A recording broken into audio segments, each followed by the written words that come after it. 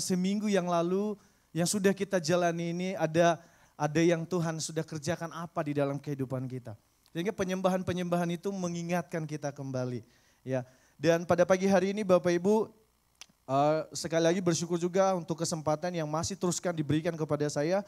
Dan berharap ini juga boleh sama-sama, tidak hanya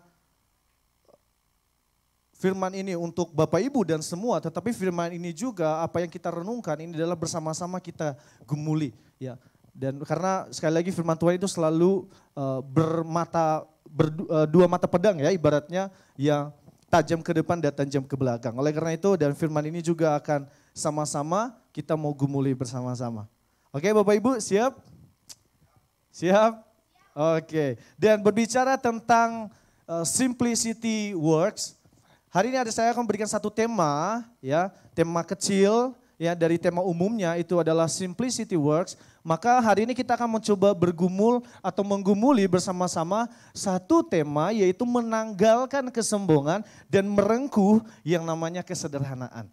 Menanggalkan berarti melepaskan, lalu kemudian merengkuh berarti mengambil, meraih yang namanya kesederhanaan. Oleh karena itu nanti akan ada banyak hal yang kita lihat ke depannya. Selama kurang lebih mungkin 40 menit ya kita akan coba menggumuli ini bersama-sama ya, yakni tentang menanggalkan kesombongan dan merengkuh yang namanya kesederhanaan. Mari Bapak Ibu kita buka Alkitab di dalam 2 Raja-Raja. Di dalam 2 Raja-Raja pasal 20 ayat 12 sampai dengan 19. Kita akan coba menggumuli, kita akan melihat apa yang akan menjadi perenungan kita berkenaan dengan simplicity works yang dimaksud di sini. Oke. Di dalam 2 Raja-Raja pasal 20 ayat 12 sekali lagi kita akan baca secara bergantian Bapak Ibu. Jadi saya ayat 12, nanti Bapak Ibu ayat 13 sampai dengan kita akan baca secara bergantian sampai dengan ayat yang ke-19. Kita akan baca secara responsoria. Firman Tuhan atau LAI memberikan judul perikop yaitu Hizkia dan para utusan dari Babel. Ayat 12, pada waktu itu Merodak Baladan bin Baladan Raja Babel menyuruh orang membawa surat dan pemberian kepada Hizkia sebab telah didengarnya bahwa Hizkia sakit tadinya. Silakan 13.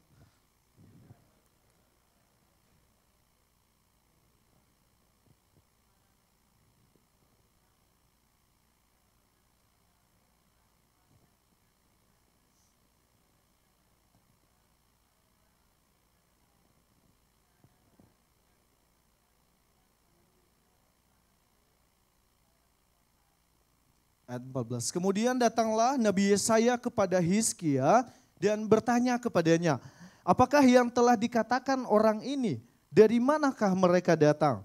Jawab Hizkia, mereka datang dari negeri yang jauh dari Babel.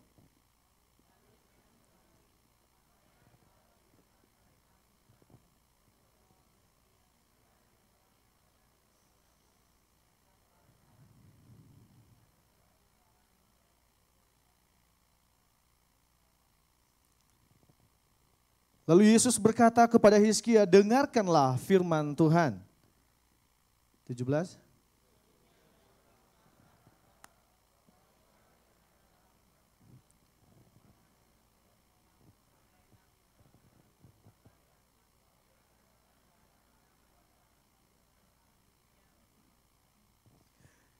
Dan dari keturunanmu yang akan kau peroleh, akan diambil orang untuk menjadi sida-sida di istana Raja Babel.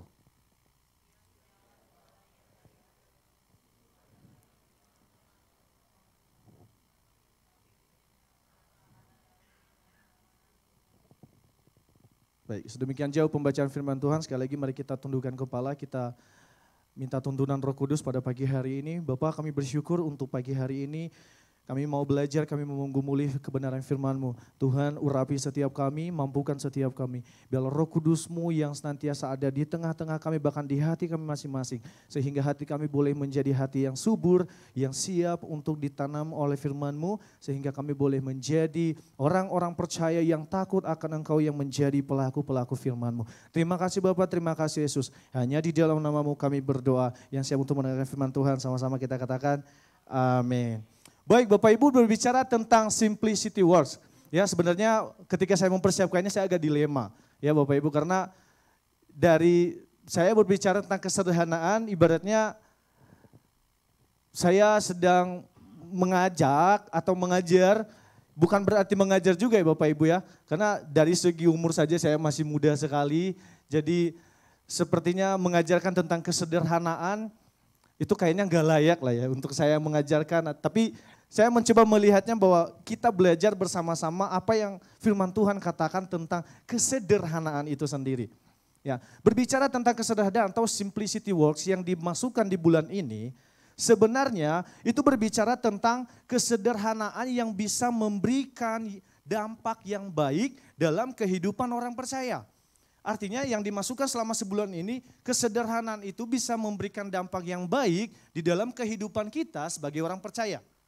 Itu yang dimasukkan, barangkali kita harus make sure dulu terlebih dahulu tentang ini. Kalau berbicara tentang kesederhanaan, maka artinya kita harus memberikan dampak yang baik di dalam kehidupan kita sebagai orang percaya. Lalu kemudian kita akan belajar bagaimana, lalu apa yang dimasukkan dengan belajar hidup sederhana. Minggu lalu kita sudah dibawa pada satu topik, yaitu simple living. Hidup di dalam kesederhanaan, yang artinya juga kita belajar mencukupkan diri dengan apa yang Tuhan sudah percayakan. Maka disitulah akan terlihat bagaimana kesederhanaan itu akan berdampak dan berhasil di dalam kehidupan kita sebagai orang yang percaya. Hidup orang percaya itu selalu menjadi spotlight bagi banyak orang. Amin. Semua kita orang percaya, kehidupan kita itu menjadi sorotan di mata banyak orang. Betul? Betul Bapak Ibu? Kehidupan kita orang percaya itu selalu menjadi sorotan baik bagi orang percaya maupun sesama orang percaya. Kehidupan kita selalu menjadi sorotan untuk orang-orang melihat kehidupan kita. Tetangga barangkali melihat kehidupan kita, oh begini tuh kehidupan orang percaya. Oh begini tuh kehidupan orang Kristen itu. Tetangga melihat apa yang kita kerjakan. Oleh karena itu hidup kita menjadi spotlight, menjadi sorotan bagi banyak orang. Maka penting sekali kita berhati-hati dalam menjalani kehidupan ini. Oleh karena itu penting sekali juga untuk firman Tuhan yang mengingatkan kita tentang kesederhanaan yang dimaksudkan di sini. Ya. Karena kehidupan kita itu selalu menjadi spotlight atau bagi banyak orang. Dan firman Tuhan yang sudah kita baca tadi Bapak Ibu tentang Hizkia. Ya. Tadi kita sudah dibawa pada satu firman Tuhan, satu teks yang mengatakan bahwa kemudian Hizkia yang tadinya menjadi seorang raja yang saleh. Tadinya dia seorang raja yang dibantu oleh Tuhan, yang ditolong oleh Tuhan, diberkati oleh Tuhan dengan melimpah. Ia diberikan terus kemenangan demi kemenangan di dalam peperangan yang ia lakukan bersama melawan musuh-musuhnya. Ia selalu diberikan kemenangan. Tetapi dari firman Tuhan yang sudah kita baca tadi, muncul di situ ada sikap arogansi yang muncul, yang timbul dari Hizkia. Hizkia adalah salah satu seorang raja yang tadinya hidup benar di mata Tuhan. Dia adalah salah satu orang raja di Yehuda. Lalu kemudian dia jugalah orang yang menerima anugerah Tuhan yang begitu besar. Ketika ia sakit, ya kalau kita baca nanti di perikop sebelumnya, Hizkia pernah sakit dan dikatakan hampir mati. Bahkan dikata firman Tuhan mencatat, ia pasti akan mati dan tidak akan diselamatkan lagi. Tetapi ia memohon-mohon di hadapan Tuhan. Ia berdoa di hadapan Tuhan. Lalu kemudian doanya itu dikabulkan. Lalu kemudian ia diberikan perpanjangan umur selama 15 tahun. Tetapi ternyata selama 15 tahun itu muncullah raja-raja dari Babel yang datang karena melihat menyaksikan mukjizat itu. Bagaimana mungkin seorang raja Hizkia yang tadinya udah divonis mati, kemudian bisa masih sehat kembali, bahkan diperpanjang umurnya. Raja-raja di negeri pada tetangga-tetangga dari orang-orang Yehuda, mereka penasaran tentang itu. Mereka mau menyaksikan bagaimana itu terjadi. Tetapi ketika mereka datang, Hizkia malah melakukan hal yang lain. Hizkia melakukan hal yang berbeda. Kita lihat tadi, ia melakukan sesuatu yang mengambil kemuliaan yang harusnya untuk Tuhan. Muncul arogansi, muncul kesombongan di sana. Maka penting sekali firman Tuhan untuk kita renungkan sebagaimana tema kita pada pagi hari ini, yaitu menanggalkan kesombongan dan merengkuh yang namanya kesederhanaan itu. Karena ternyata itu adalah pilihan. Arogansi yang kita lihat dari Hizkia muncullah di sini. Maka dengan itu Bapak Ibu, Hizkia sudah diberikan banyak hal. Raja Yehuda yang menjadi seorang raja selama 29 tahun. Diberikan kemenangan demi kemenangan melawan musuhnya. Ia disembuhkan, diperpanjang umurnya. Dan dikatakan dia dihormati oleh bangsa-bangsa. Artinya sebenarnya tanpa ia menyombongkan diri pun orang-orang tetangga-tetangganya, bangsa-bangsa sekutunya juga mereka sudah menghormati dia sebagai raja yang hebat, yang ditakuti, raja yang diberkati oleh Tuhan, raja yang disertai oleh Tuhan. Maka semua bangsa sebenarnya sudah takut sama dia, sudah menghormatinya. Tetapi ambisinya, arogansinya ternyata muncul setelah masa perpanjangan umurnya. Ambisinya, kesombongannya muncul setelah ia menerima berkat umur yang diperpanjang selama 15 tahun. Ya barangkali juga hari ini kita mungkin bisa melihat ya, bahwa kadangkala jangan sampai, jangan-jangan ternyata doa yang dijawab oleh Tuhan untuk setiap kita itu sedang ajang melihat iman kita. Apakah kita mau menunjukkan kembali itu untuk kemuliaan Tuhan. Atau kemata ketika kita diberkati menerima hasil doa. Maka kita menganggap bahwa ini adalah hasil kerja keras kita. Maka kita perlu hati-hati Bapak Ibu. Oleh karena itu pada pagi hari ini ada 3 hal Bapak Ibu yang mau coba kita gumuli. Yang mau kita lihat supaya bagaimana kita menanggalkan yang namanya kesombongan itu. Lalu kemudian kita merengkuh atau hidup di dalam kesederhanaan itu. Yang pertama, yaitu hati-hati dengan godaan kesombongan. Di dalam 2 Raja-Raja pasal 20 ayat 13 tadi Bapak Ibu yang sudah kita bacakan sekali lagi. Dia dikatakan Hizkia bersuka cita atas kedatangan mereka. Lalu diperlihatkannya lah kepada mereka segenap gedung harta bendanya. Emas dan perak, rempah-rempah dan minyak yang berharga. Gedung persenjataan dan segala yang terdapat di dalam perbendaharaannya. Tidak ada barang yang tidak diperlihatkannya Hizkia kepada mereka di istananya dan di seluruh daerah kekuasaannya. Ia bersuka cita. Kenapa sih Hizkia ini begitu semangat dan begitu bersuka cita dia ketika ia mengenal ada utusan dari Raja Babel yang datang ke negaranya atau di negerinya. Raja Babel adalah salah satu negara yang pada masa itu kuat.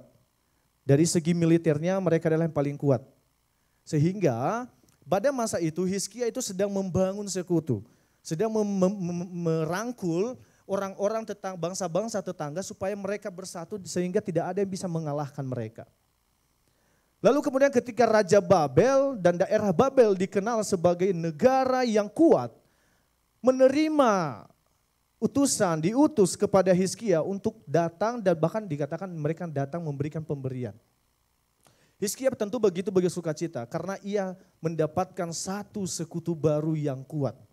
Sehingga barangkali dengan bergabungnya Babel, mereka akan menjadi negara yang paling kuat dan paling ditakuti. Sehingga Hizkia sangat bersukacita akhirnya dia menjadi dan terwujudlah impiannya menjadi seorang raja yang berkuasa. Menjadi seorang raja yang hebat. Menjadi seorang raja yang paling ditakuti pada zamannya. Maka sangat terlihat banget di sini bagaimana Hizkia di sini menunjukkan arogansinya atau kesombongannya dengan kedatangan orang-orang Hizkia itu. Orang-orang Babel itu yang diutus oleh Raja Babel. Ya. Di dalam jawaban Hizkia tadi saja di ayat 13 ini terlihat jelas bahwa di sana Hizkia menunjukkan kesombongan dan kebanggaan Hizkia. Ingat, tidak ada kata-kata yang menyatakan di dalam pembicaraan itu Hizkia menyatakan bahwa ini karena Tuhan.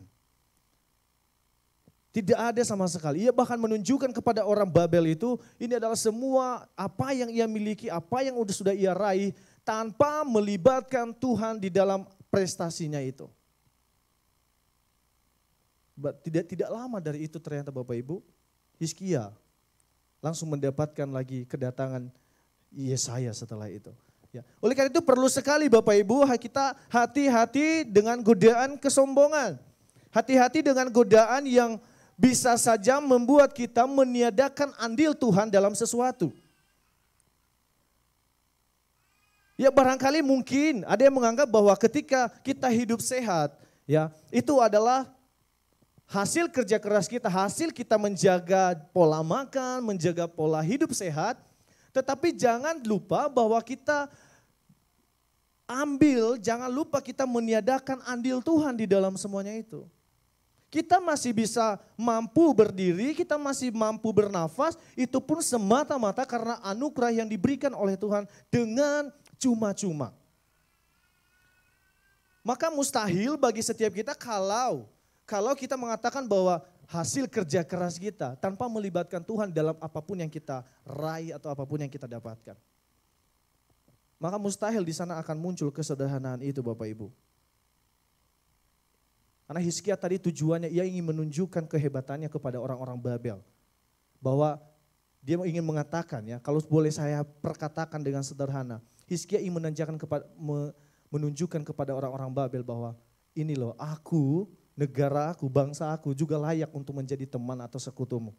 Lihat aku hebat, aku punya perbendaharaan senjata, punya perbendaharaan makanan yang cukup. Punya militer atau punya orang-orang yang kuat di dalam bangsanya, di dalam negaranya. Dia mau menunjukkan itu sebetulnya. Tapi ternyata di mata Tuhan itu bersalah. Ya terlihat ketika Yesaya habis itu datang, Nabi Yesaya datang kepada Hizkia dan mengatakan engkau bersalah di hadapan Tuhan. Bahkan mereka bangsanya pun ikut dikutuk. Tidak hanya Hizkia sendiri, bangsanya juga ikut menerima hukuman dan kutukan yang daripada Tuhan. Akibat kesombongan seorang pemimpin. Akibat kesombongan seseorang. Yaitu yang di sini adalah Raja Hizkia. Ya. Maka benarlah barangkali ya yang di dalam 1 Petrus 5 ayat 5b dikatakan di sini bahwa dan kamu semua rendahkanlah dirimu seorang terhadap yang lain. Sebab Allah menentang orang yang congkak tetapi mengasihani orang yang rendah hati. Petrus juga mengambil apa yang dikatakan oleh Daud. Ya, dikatakan bahwa hendaklah engkau merendahkan diri di hadapan orang satu dengan yang lain. Karena dikatakan Allah menentang orang yang congkak dan mengasihani orang yang rendah hati. Karena memang begitulah karakter Allah yang diinginkan oleh Allah untuk setiap kita Bapak Ibu. Kesederhanaan, simplicity, itu yang mau Tuhan kepada setiap kita terapkan di dalam kehidupan kita sebagai orang percaya. Sebagai orang yang bermasyarakat yang dalam identitas orang Kristen. Kita perlu memegang ini, kesederhanaan. Karena dikatakan lagi sekali lagi Allah menentang orang-orang yang congkak. Tapi marilah biarlah kita merengkuh yang namanya kesederhanaan itu di dalam kehidupan kita. Ya. Karena Bapak Ibu kadang-kadang juga sanjungan ya dan ambisi. Hizkia di sini kalau kita lihat dia adalah begitu pengen disanjung, begitu tinggi, begitu besar ambisinya. Sehingga itu adalah menjatuhkan Hizkia. Maka dengan itu barangkali pride is the enemy of simplicity. Ya. Perlu kita lihat bahwa sanjungan, ambisi, kebanggaan itu juga bisa menjatuhkan seseorang. Karena pride is the enemy of simplicity. Kesombongan itu adalah musuh dari yang namanya kesederhanaan. Dan itu bisa menjatuhkan setiap orang yang barangkali punya keinginan pengen terus untuk disanjung. Punya keinginan, punya ambisi yang begitu besar. Sehingga ia tidak lagi melihat ada andil Tuhan di dalam semuanya itu.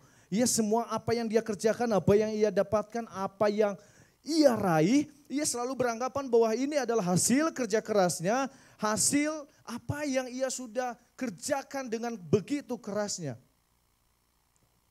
Maka hati-hati, barangkali itu sedang peringatan kepada kita Bapak Ibu.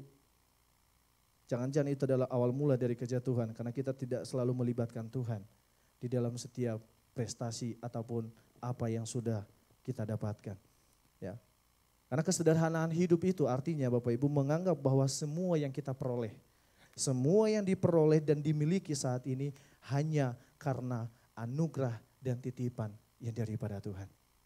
Sekali lagi, karena kesederhanaan itu kita akan dibawa. Kalau kita mau hidup sederhana, berarti kita menganggap bahwa apapun dan semua yang kita dapatkan, yang kita peroleh saat ini, itu adalah semata-mata pemberian dan anugerah yang Tuhan titipkan kepada setiap kita. Amin.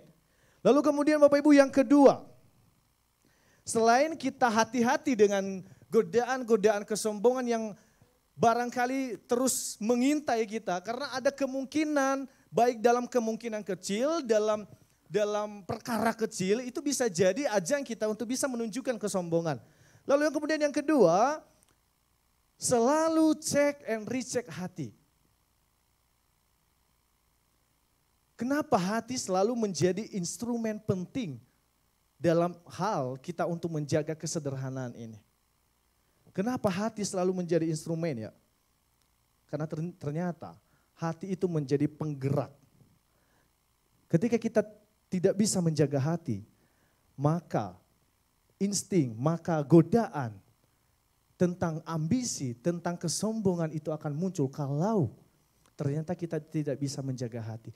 Maka penting sekali untuk setiap kita untuk selalu cek.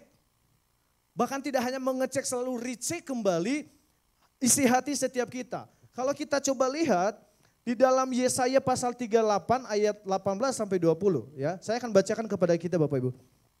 Ini yang dikatakan Hizkia ya. Kita akan hari ini melihat kehidupan Hizkia dan belajar dari kehidupannya Hizkia.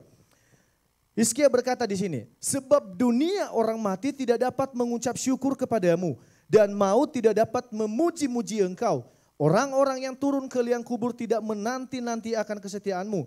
Tetapi hanyalah orang yang hidup, dialah yang mengucap syukur kepadamu. Seperti aku pada hari ini. Hizkia berkata demikian. Oke, seorang bapa memberitahukan kesetiaanmu kepada anak-anaknya. Tuhan telah datang menyelamatkan aku. Kami hendak main kecapi seumur hidup kami di rumah Tuhan. Hizkia setelah ia menerima perpanjangan umur 15 tahun itu, setelah ia bebas dari vonis kematian, ia mengatakan ia mengucap syukur. Dikatakan aku bersyukur hari ini. Oke, sampai di sini. Dikatakan aku bersyukur hari ini. Satu yang pertama. Lalu kemudian dikatakan seorang bapa memberitahukan kesetiaanmu kepada anak-anaknya. Ternyata Hizkia juga mau memberitahukan kebaikan Tuhan itu kepada anak-anaknya. Lalu kemudian yang ketiga, kami hendak main kecapi seumur hidup kami. Tiga yang diperkatakan oleh Hizkia ketika ia menerima atau dikabulkan doanya. Ia bersyukur, lalu kemudian ia mengatakan bahwa ia akan menyampaikan kebenaran, kebaikan Tuhan itu kepada anaknya. Lalu kemudian ketika dia mau hendak bermain kecapi seumur hidupnya di rumah Tuhan. Artinya ia mau mendedikasikan dirinya sebagai orang yang mau melayani Tuhan. Yang pertama, mari kita lihat apakah betul Hizkia sudah bersyukur di hadapan Tuhan. Dari utusan Raja Babel yang datang kepada Hizkia, tidak ada satupun muncul di sana ada kata syukur. Ataupun dia melibatkan Tuhan di dalam apa yang ia capai. Ketika ia menyaksikan dan ia mengatakan semua apa yang pencapaiannya di hadapan Raja Babel. Tidak ada satupun muncul di sana kata syukur ataupun melibatkan Tuhan. Lalu kemudian yang kedua, ia mau memberitahukan kesetiaan dan kebaikan Tuhan kepada anak-anaknya. Kita lihat, setelah Hizkia meninggal, yang meneruskan itu adalah Manasye anaknya. Dan Alkitab mencatat Manasye menjadi raja yang jahat di mata Tuhan. Manasye menjadi orang yang memimpin bangsa Yehuda yang hidup jauh dari benar di mata Tuhan. Ternyata dua hal ini saja sudah tidak masuk ya, atau sudah tidak sesuai dengan apa yang dikatakan oleh Yesaya, oleh Hizkia. Apalagi bagaimana dia mau bermain kecapi di rumah Tuhan seumur hidupnya. Tentu sangat tidak mungkin. Maka kenapa harus kita memperhatikan hati? Kenapa kita harus selalu cek and recheck kembali hati kita? Ya, kita akan melihat karena ternyata kejatuhan Hizkia pun itu karena hatinya yang tidak benar di mata Tuhan. Ada hati yang salah di sana Bapak Ibu ternyata. Karena di dalam 2 Tawarik pasal 32 ayat 31 di sini dikatakan, menarik banget di sini Bapak Ibu. Dikatakan, demikianlah juga ketika utusan-utusan Raja Babel datang kepadanya, artinya kepada Hizkia, untuk menanyakan tentang tanda ajaib yang telah terjadi di negeri, ketika itu Allah meninggalkan dia. Ingat, ketika itu Allah meninggalkan dia untuk mencobainya. Untuk mencobainya supaya diketahui segala isi hatinya. Ternyata hati menjadi kunci seseorang untuk bisa sederhana. Allah meninggalkan, dalam artian di sini meninggalkan, ia memberikan kesempatan kepada Hizkia, apakah ia akan tetap tunduk kepadaku atau ia menunjukkan dirinya di dalam pencapaiannya. Karena sebelumnya kita lihat, ia divonis mati. Ya, kalau dalam artian ia merengek-rengek lah di hadapan Tuhan. Tuhan, aku sudah berbuat begini, Tuhan sudah aku begini, sudah begini, kenapa aku langsung mati dalam umur segini? Lalu Tuhan memberikan umur panjang. Oke, diberikan 15 tahun. Tetapi ternyata ia tidak bersyukur di situ. Memang mulutnya mengatakan bersyukur, tetapi hatinya ternyata jauh. Karena firman Tuhan sendiri yang berkata, ya, dan ketika itu Allah meninggalkan dia untuk mencobainya supaya diketahui segala isi hatinya. Dan disinilah terlihat hati dari Hizkia yang sebenarnya. Ya jangan-jangan ternyata ini juga bisa menjadi pembelajaran penting untuk setiap kita Bapak Ibu. Karena hati itu selalu barangkali perkataan kita, apa yang kita kerjakan, apa yang terlihat, itu kadangkala bisa menutupi apa yang ada di dalam hati kita. Maka kalau hati kita sudah benar, maka kita akan benar-benar hidup di dalam kesederhanaan dengan tulus. Ya. Karena Hizkia di sini kita melihat ternyata hatinya jauh daripada Tuhan. Pada saat itu ia ingin bersyukur dan memuji Tuhan dikatakan. Ia ingin memuliakan Tuhan seumur hidupnya. Namun pada kenyataannya sekarang di bacaan sudah kita baca. Ia menjadi sombong ketika orang-orang Babel itu datang kepadanya. Tidak lagi bersyukur. Ya, ia tidak lagi memuliakan Tuhan. Maka benarlah barangkali yang dikatakan oleh Tuhan kepada Nabi Samuel. Ya, ia mengatakan kepada Nabi Samuel di dalam 1 Samuel pasal 16 ayat 7. Bukan yang dilihat manusia yang dilihat Allah. Manusia melihat apa yang di depan mata. Tetapi Tuhan melihat hati. Maka perlu sekali untuk Bapak Ibu kita selalu ngecek dan recheck hati. Apakah benar hati ketika apa yang kita kerjakan. Apakah benar hati ini sudah benar. Memang muncul dari dalam hati yang ingin bersyukur kepada Tuhan. Atau jangan-jangan layaknya Hizkia ketika ia menerima kebaikan Tuhan. Maka ternyata bahkan dalam doa, jawaban doanya itulah yang menjatuhkan dia. Barangkali ketika mungkin saya berpikir kalau misalkan Hizkia mati di dalam vonis ketika ia mendapatkan sakit, dia jatuh sakit lalu kemudian mati. Barangkali mungkin itu bisa dikatakan happy ending. Ya. Dia mengakhiri pertandingannya dengan baik. Tapi ternyata dari jawaban doanya ia jatuh. Maka perlu sekali untuk kita hati-hati. Dan ini boleh menjadi perenungan kita bahwa kadangkala jawaban doa itu bisa saja menjadi cobaan untuk kita. Apakah kita tetap menunjukkan Tuhan di dalam setiap apa yang sudah kita dapatkan, atau malah itu kemudian hari menjatuhkan kita. Amin. Bapak Ibu, barangkali itu boleh menjadi perhatian kita bersama-sama. Mungkin bisa jadi juga ketika kita sangat senang ya, ketika ada orang baru datang ke tempat ini, kita menyambut dengan begitu hangat. Kita menyambut layaknya seorang keluarga yang baru mau bergabung. Apakah itu salah? Tentu tidak, sampai di sini tidak ada yang salah. Tetapi akan kemudian menjadi salah kalau ketika motivasi hati kita, ketika kita melihat ada orang yang baru datang dalam keluarga kita, kita melihat, kita cross check latar belakangnya seperti apa. Lalu kemudian kita melihat, oh dia ini seorang yang punya kuasa, pejabat, ya, seorang yang secara finansial cukup mapan atau oke. Lalu kemudian kita mencoba mendekatkan. Kita memberikan satu kesan yang baik. Itu akan menjadi salah kalau motivasinya di situ. Tetapi akan menjadi benar kalau ketika kita punya motivasi bahwa siapapun tidak melihat bagaimana dan apanya, tetapi kita tetap menyambutnya dengan welcome, maka itu adalah hati yang benar. Oleh karena itu Bapak Ibu, berhati-hatilah, sebab hati yang salah akan berujung pada kejatuhan. Hati yang salah berujung pada kejatuhan. Ketika Tuhan mau melihat hatinya Hizkia, ternyata salah di hadapan Tuhan. Dan itu berujung pada kejatuhannya. Berujung pada hukuman yang ia terima. Berujung pada kutukan yang ia terima kemudian hari. Maka penting untuk kita cek and recheck hati. Lalu kemudian yang ketiga Bapak Ibu,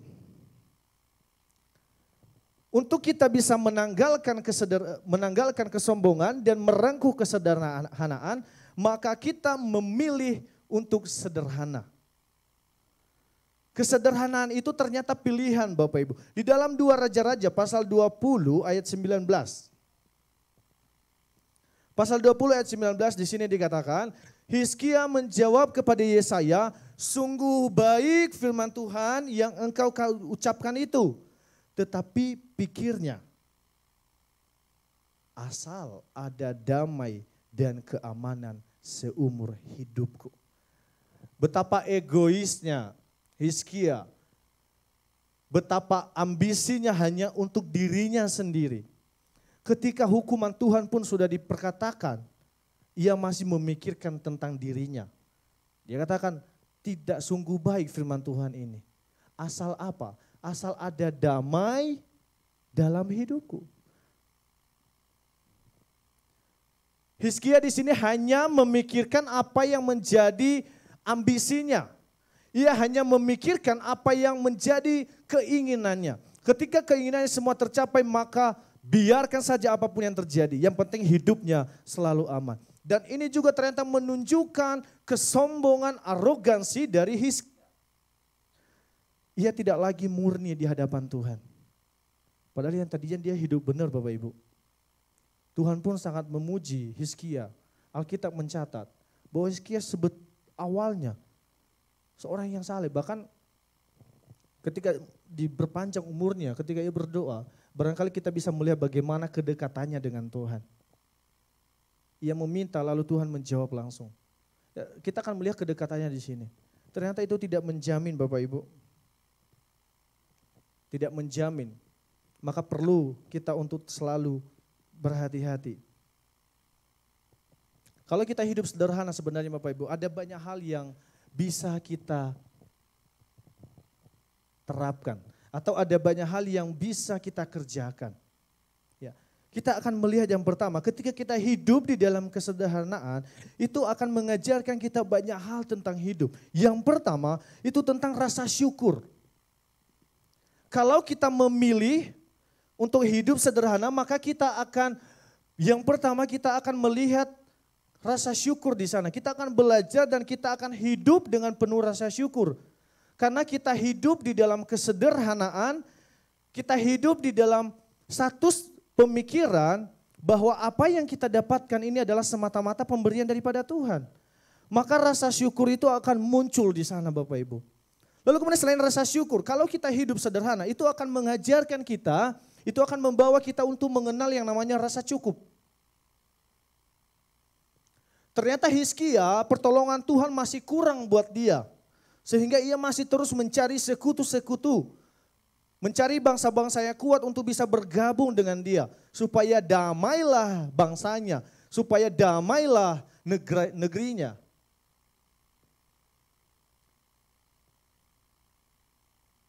Itu akan membawa kita, kalau kita hidup sederhana, akan membawa kita untuk melihat atau mengajarkan kita untuk mengenal yang namanya rasa cukup.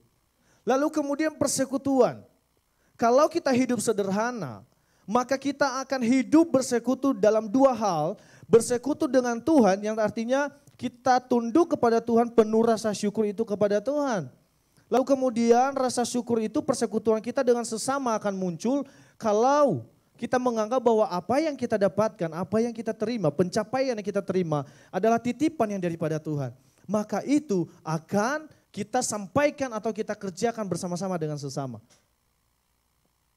Apa yang kita terima daripada Tuhan, kita aplikasikan kepada sesama. Itu adalah yang dimasukkan kesederhanaan. Lalu kemudian setelah itu yang keempat,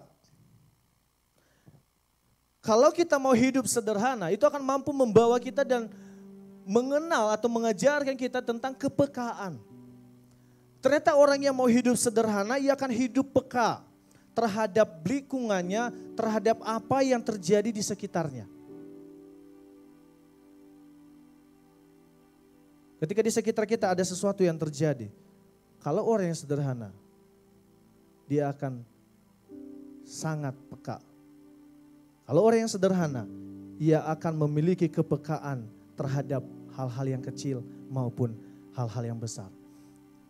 Yang terakhir selain kepekaan, lalu kemudian kesederhanaan itu akan mampu membawa kita untuk mengenal dan merasakan yang namanya ketenangan dan bahagia. Ternyata orang yang hidup sederhana itu akan menikmati yang namanya ketenangan dan kebahagiaan. Kemarin di IFGF Men, kita sudah membahas tentang bagaimana simple life. Dan ada satu hal yang kepikiran bahwa ternyata untuk menyatakan kesederhanaan, simple living, yang sebenarnya yang kita kejar di situ, supaya kita mendapatkan yang namanya enjoy living. Kita bisa menikmati kehidupan. Kalau kita hidup sederhana, kita akan hidup lebih tenang, kita akan hidup bahagia. Karena kita tidak digerogoti oleh ambisi, kita tidak digerogoti oleh sanjungan, kita tidak digerogoti oleh sanjung-sanjungan dari banyak orang. Ambisi-ambisi yang begitu pengen kita raih. Tapi orang yang mau sederhana, dia akan menerima atau mendapatkan dan merasakan dan mengenal yang namanya ketenangan serta kebahagiaan di dalam hidupnya. Karena orang yang hidup sederhana selalu menghargai karya Allah di dalam hidupnya. Sekali lagi, orang yang hidup sederhana selalu menghargai karya Allah di dalam hidupnya dan menjadi bahagia. Tetapi sebaliknya orang yang ingin memiliki segalanya, orang yang ingin memiliki segalanya tidak akan pernah puas dan jauh dari kata bahagia. Jauh dari kata bahagia. Jika seseorang ingin memiliki segalanya, maka tidak akan pernah ada kepuasan di sana. Dan mustahil muncul kesederhanaan. Maka tidak akan ada simplicity works di sana. Kalau ingin, ambisinya sangat tinggi, ia pengen memiliki segala-galanya. Bahkan orang yang seperti itu pun akan jauh dari kata bahagia. Bapak Ibu kalau pernah mengenal salah seorang tokoh, dia menjadi seorang yang hebat. Dia menjadi seorang yang kemudian hari yang mungkin bisa menjadi satu-satunya orang yang memberikan satu terobosan baru. Kehidupannya jauh dari kata mewah, betul. Tetapi kemudian ia mengalami banyak hal demi banyak hal yang bisa saja kemudian hari ketika ia menjadi seorang yang sangat penting bagi negara itu, ia bisa saja hidup di dalam dendam. Mungkin barangkali orang-orang yang dulu dendam, dulu menghakiminya, dulu mengucilkannya ketika ia menjadi seorang pemimpin nomor satu di negeri itu. Barangkali dia akan bisa saja punya peluang, punya kuasa untuk balas dendam. Tetapi ternyata Bapak Ibu, kesederhanaan tidaklah seperti itu. Seorang tokoh ini, ia memilih untuk mengampuni. Ia terus memilih dan ia memilih untuk hidup di dalam kesederhanaan. Lalu kemudian di dalam kesederhanaan itulah ia menjadi tokoh yang sangat berdampak pada zamannya. Ketika ia menjadi seorang pemimpin itu. Ternyata kesederhanaan itu bisa membawa seseorang untuk berdampak bagi banyak orang. Dia adalah seorang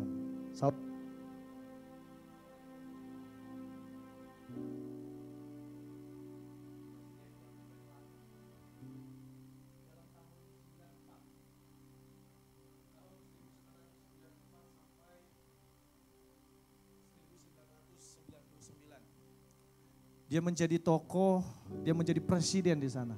Dia adalah seorang Nelson Mandela. Barangkali kita sudah mengenal pribadi dan tokoh ini. Sudah banyak sekali kisahnya diceritakan kepada banyak hal, banyak di media pun muncul kisah tentang seorang Nelson Mandela ini. Kisahnya begitu inspiratif. Dan ternyata itu buah dari hidupnya yang sederhana. Ternyata itu adalah buah dari kesederhanaan yang ia tunjukkan selama ia menjadi seorang pemimpin di negeri itu. Sebelum ia menjadi seorang pemimpin, ia sempat dipenjara, ia sempat disiksa, ia sempat mengalami yang namanya tindakan-tindakan yang sangat kejam oleh orang-orang sipir di dalam penjara. Tetapi ketika ia menjadi seorang presiden, ia datang ke penjara yang sama, ia mendapati orang yang memperlakukan ia dengan tidak baik. Bukan dengan apa? Ia tidak memberikan hukuman. Dia mengatakan, aku mengampuni. Ternyata kesederhanaan seorang pemimpin itu memberikan dampak. Sehingga masa-masa ia menjabat, itu dikenal sebagai salah satu pertama presiden Afrika Selatan yang berkulit hitam yang sangat berdampak bagi bangsanya selama ia memimpin. Ya akhirnya ternyata Bapak Ibu, kesederhanaan itu akan menjadi dampak yang besar kalau kita mau terus menerapkan kesederhanaan. Dan kesederhanaan itu akan muncul kalau kita hati-hati dengan godaan-godaan kesombongan. Kesederhanaan itu akan muncul, kesederhanaan itu akan terjaga. Kalau kita mau, kalau kita selalu ngecek and recheck hati kita. Motivasi setiap kita dalam melakukan atau dalam apapun yang kita dapatkan. Lalu kemudian, kesederhanaan itu akan bisa terjadi, akan bisa kita lakukan dalam kehidupan kita. Kalau kita memilih untuk sederhana. 1 Petrus 5 ayat 8 dikatakan, berjaga-jagalah dan sadarlah dan berjaga-jagalah, lawanmu si iblis berjalan keliling sama seperti singa yang mengaum-ngaum dan mencari orang yang dapat ditelannya. Lawan kita, iblis, selalu mencari celah, selalu memberikan godaan-godaan supaya kita hidup jauh dari apa yang Tuhan kehendaki. Dan Hizkia ternyata jatuh di dalam godaan itu. Dan ia tidak lagi hidup di dalam apa yang tadi di awal dikatakan kepadanya orang yang saleh. Ternyata ia jatuh kemudian. Karena ternyata ketika Tuhan mau melihat hatinya, hatinya jauh daripada Tuhan. Maka perlu kita untuk sadari itu dan berjaga-jagalah. Perlu sekali untuk kita bersikap hati-hati Bapak Ibu. Ya, pada waktu doa kita juga kita dikabulkan. Ya, untuk mendapatkan sesuatu barangkali. Mendapatkan sesuatu yang luar biasa. Kesempatan demi kesempatan barangkali kita dapatkan. Banyak kelimpahan-kelimpahan, keuntungan demi keuntungan kita dapatkan. Hal-hal baik di dalam kehidupan kita banyak kita terima. Tetapi jangan sampai itu membuat kita menjadi orang yang lupa akan Tuhan, lalu kemudian tidak ada kata syukur di sana. Tidak lagi memuliakan Tuhan di sana. Lalu kemudian menjadi sombong. Karena semua itu bisa mengundang hukuman dan hajaran Tuhan. Sebaliknya marilah kita bersyukur atas semua apa yang Tuhan izinkan saat ini ada dan menjadi bagian daripada kita. Marilah Bapak Ibu sebagai penutup, marilah kita rungkuh yang namanya kesederhanaan untuk kita bisa menikmati hidup. Karena langkah terbaik untuk menjalani hidup, langkah terbaik untuk menjalani kehidupan yang sederhana, yakni dengan tidak menyanjung kesombongan. Langkah untuk menikmati kehidupan yang sederhana yakni dengan tidak menyanjung kesombongan dan belajar melepaskan apa yang tidak perlu. Sekali lagi, Hizkia tidak melepaskan itu, ambisinya tidak dia lepaskan. Ia masih terus haus akan kehormatan, ia terus haus akan sanjungan oleh banyak negara-negara orang lain. Dan paling terakhir, itu tadi yang terakhir, dan ini paling terakhir. Kesederhanaan itu dimulai dari hati. Kesederhanaan itu dimulai dari hati dan dari sikap hati yang tidak mencari hormat atau penilaian manusia. Karena yang jauh lebih berharga adalah pengakuannya daripada Tuhan yang mengakui kita, engkau layak dan engkau benar di mataku. Mari kita berdoa. Bapa di surga, kami bersyukur Tuhan pada pagi hari ini Tuhan. Kau mengingatkan kami sesuatu hal yang begitu sederhana tetapi barangkali di dalam kenyataannya susah dan agak sukar untuk kami terapkan di dalam kehidupan kami. Tuhan tolong kami, Tuhan bantu terus kami. Supaya kami terus boleh hidup di dalam kesederhanaan yang Tuhan mau dan yang Tuhan kehendaki di dalam pribadi, lepas pribadi kami. Sekali lagi kami tidak akan mampu hidup sederhana kalau Roh Kudus-Mu yang tidak membantu kami. Maka dengan itu Tuhan kami meminta sekali lagi Roh Kudus-Mu yang memampukan setiap kami. Yang akhirnya kami boleh merengkuh yang namanya kesederhanaan itu. Dan kami mau tanggalkan yang namanya kesombongan. Kami mau tanggalkan yang namanya sanjungan. Kami mau tanggalkan yang namanya ambisi-ambisi yang akhirnya menjatuhkan kami. Tuhan kami juga mau Tuhan, biarlah Engkau boleh mengingatkan kami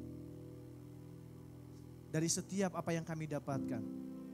Doa kami yang terkabulkan, kami yang diberkati, kami yang mendapatkan kesempatan. Kami juga selalu mau berdoa dan minta Tuhan yang mengingatkan setiap kami.